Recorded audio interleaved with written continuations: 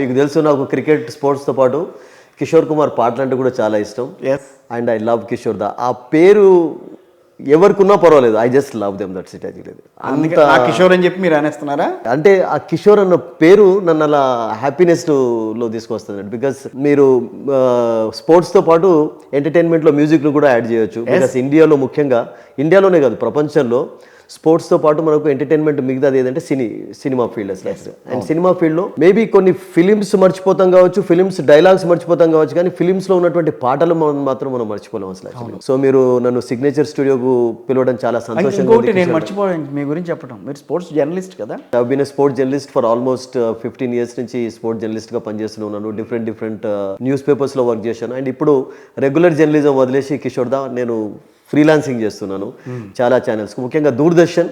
నాకు లాస్ట్ 15 yearsలో రియల్గా చెప్పాలంటే ఆల్ ఇండియా రేడియో, దూరదర్శన్ నన్ను ఒక జర్నలిస్ట్గా అంటే రికగ్నైజ్ అయ్యేలాగా చేసింది అంటే నా దూరదర్శన్ అంటే గుడ్ ప్లాట్ఫామ్ తీసుకొచ్చింది మీకు. Absolutely, no doubt. ఆ తర్వాత of course Sony and Star Sports, Jio, ఈ ఛానల్స్ అన్నిటికీ రుణపడి ఉంటాను. బట్ ఎక్కువగా నేను రుణపడేది దేనికంటే దూరదర్శన్కి అసలు. యాక్చువల్లీ అంటే నాకు దూరదర్శన్ అన్నం పెట్టడమే కాకుండా నేను ఒక స్పోర్ట్స్ జర్నలిస్ట్ను ఇంటర్వ్యూస్ చేయగలుగుతాను. దాంట్లో చేస్తున్నారు కాబట్టే కదా మిగతా లైవ్ ఛానల్స్లో మీరు డైరెక్ట్గా మిమ్మల్ని పిలిచి. Absolutely, all channels, local channels మీతోటి కూడా చాలా షోస్ చేశాను ఇంతకుముందు. అండ్ మన ఫ్రెండ్షిప్ కూడా దాదాపు నేను అనుకుంటాను ఒక 10-15 years నుంచి మనం ఫ్రెండ్స్ కూడా.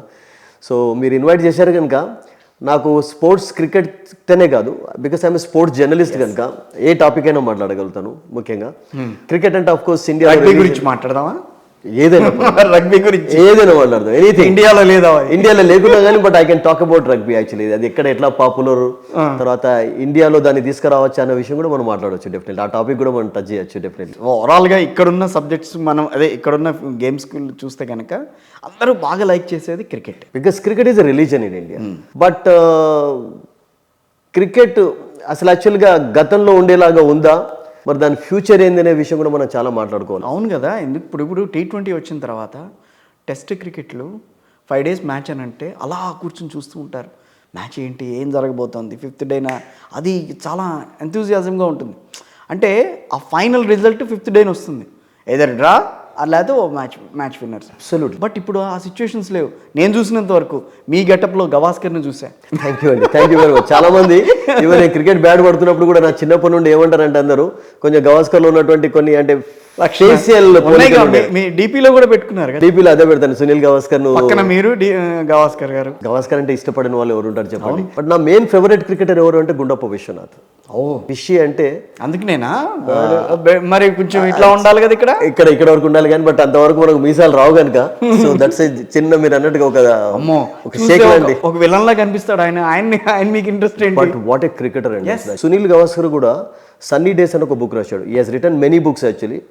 అందులో తనకు ఇష్టమైనటువంటి క్రికెటర్స్ విషయం అందులో ఏమంటాడంటే విశ్వనాథ్ లాంటి బ్యాట్స్మెన్ మళ్ళీ ఇండియాలో పుట్టాడని చెప్పాడు అసలు యాక్చువల్గా. అంటే మ్యాచెస్ గెలిపించే సత్తా ఎవరికైనా ఉండింది అంటే అసలు యాక్చువల్గా we can always talk about 2 cricketers అంటాడు. అందులో one is Vishwanath and the other one is Kapil Dev. అసలు కానీ ఈ తరం యువ క్రీడాకారులకు మేబీ తెలియకపోవచ్చు. ఇప్పుడు చూస్తున్న వాళ్ళకి గుండప్ప విశ్వనాథ ఎవరైనా మేము సినిమా విశ్వనాథ్ గారి గురించి తెలుసు కానీ ఆ విశ్వనాథ్ ఎవరైనా ఆలోచన వస్తుంది చూసే ప్రేక్షకులు కూడా. ఇప్పుడు కరెక్టే, ఇప్పుడు మనం మాట్లాడుకుంటున్నది తెలియకపోవచ్చు చాలా మందికి. బట్ గుండప్ప విశ్వనాథ్ అనే ఆయన లెజెండరీ నిజంగా, నో డౌట్ అండి. ముఖ్యంగా స్క్వైర్ కట్ అంటే Vishwanath was famous for that actually. And అతడు ఫేస్ చేసినటువంటి బౌలర్స్ కూడా మామూలు బౌలర్స్ కాదు అసలు. అండ్ విశ్వనాథ్కు మీరు ఇండియన్ క్రికెట్లో విక్టరీ పర్సంటేజ్లో విశ్వనాథ్కే మంచి పేరు ఉంది. మనం టెస్ట్ క్రికెట్ విషయం మాట్లాడుతున్నాం కనుక ఒకసారి 1970s మనం వెళ్ళినట్లయితే when India chased 400+ at part of Spain, white and white white and white. ఆ వైట్ అండ్ వైట్ విషయం కూడా మనం చాలా మాట్లాడుకోవాలి. వైట్ ఫ్లానల్స్ లో ఉన్నటువంటి దాన్ని ఏమంటారంటే ఆ గ్రేస్ మనకు ఈ కలర్ డ్రెస్సెస్ లో కనబడదు అసలు యాక్చువల్గా. అంటే ఆ సీరియస్నెస్ రావట్లా దానికి ఏంటంటే వైట్ అఫ్ కోర్స్ దానికి బలమైనటువంటి కారణం ఏంటంటే ముఖ్యంగా మెయిన్ రీజన్ ఏంటంటే బికాస్ క్రికెట్ టెస్ట్ మ్యాచెస్ ఆడేటప్పుడు రెడ్ బాల్ తోటి ఆడతారు. ఇప్పుడు పింక్ బాల్ అనేది రీసెంట్ గా ఇంట్రొడ్యూస్ చేశారు. డే అండ్ నైట్ క్రికెట్ ఆడుతున్నారు. రెడ్ బాల్ ఆడుతున్నప్పుడు ఏమవుతుందంటే కిషోర్ దా మీకు వైట్ అనేది ఒకటి ఫస్ట్ ఆఫ్ ఆల్ ఏంటంటే మీకు 5 days వరకు టెస్ట్ మ్యాచ్ జరుగుతుంది అంటే వైట్లో ఒక క్వాలిటీ ఏముంటుందంటే కూల్గా ఉంచుతుంది బాడీని కూడా అసలు యాక్చువల్గా. కలర్ డ్రెస్కు వైట్కు ఉన్నటువంటి డిఫరెన్స్ ఏంటంటే వైట్ డ్రెస్ వేసుకున్నట్లయితే బాడీ కూడా కూల్ చేస్తూ ఉంటుంది అసలు వైట్ అనేది. అందుకని చూడండి ఎండాకాలం ఎక్కువగా వైట్ వేసుకుంటారు, బ్లాక్ వేసుకోరు. బ్లాక్ వేసుకుంటే ఏమైందంటే వీళ్ళు ఎంతసేపు అక్కడ అక్కడే ఉంటారు కదా. ఉంటారు కాబట్టి కొంచెం సో వైట్ తోటి ఏమవుతుందంటే ఫస్ట్ ఆఫ్ ఆల్ ఏంటంటే బాడీని కూల్ చేస్తుంది. Because test match is played for 5 days actually. అప్పుడు 5 days ఆడేవారు. 6 days వరకు కూడా కొనసాగిన టెస్ట్ మ్యాచెస్ ఉన్నాయి, 8 days వరకు కొనసాగిన టెస్ట్ మ్యాచెస్ ఉన్నాయి. అప్పుడు అన్న పదం వాడారు. అబ్సల్యూట్లీ అప్పుడు రియల్ గానే. Because then cricket was different అండి అసలు. అంటే ఇప్పటికీ టెస్ట్ క్రికెట్ కు బ్యూటీ ఉంది లేదని కాదు, ఆ గ్రేస్ ఉంది, ఆ క్వాలిటీ ప్లేయర్స్ ఉన్నారు. కానీ ఫ్యూచర్ చూసే వాళ్ళకి అబ్సల్యూట్లీ చూసే వాళ్ళకి ఓపిక తగ్గిపోతుంది. 20 ఓవర్లు ఆడేసేసి 10 క్రికెట్ లీగ్ కూడా వచ్చేసింది కదా. వచ్చింది 10 క్రికెట్ లీగ్ కూడా చాలా పాపులర్. దుబాయ్లో స్టార్ట్ అయింది, ఇప్పుడు ఇండియాలో కూడా స్టార్ట్ అవుతుంది. మేబీ 2020 కూడా అది అవుట్ అంటే దాన్ని ఏమంటారంటే ఒక మాట అంట, మీరేమనుకోవద్దే.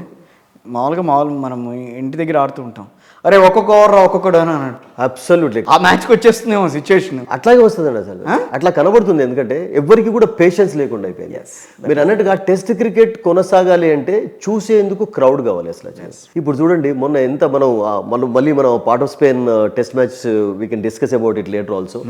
మొన్న సౌత్ ఆఫ్రికాలో జరిగినటువంటి సిరీస్ టోటల్ 2 టెస్ట్ మ్యాచెస్ కూడా 5 days జరగలేదు. 10 days మ్యాచెస్. సెకండ్ మ్యాచ్ అయితే అసలు యాక్చువల్గా 1.5 days కంప్లీట్ అయిపోయింది. ఎంత సాడ్ అసలు యాక్చువల్గా క్రికెట్కు.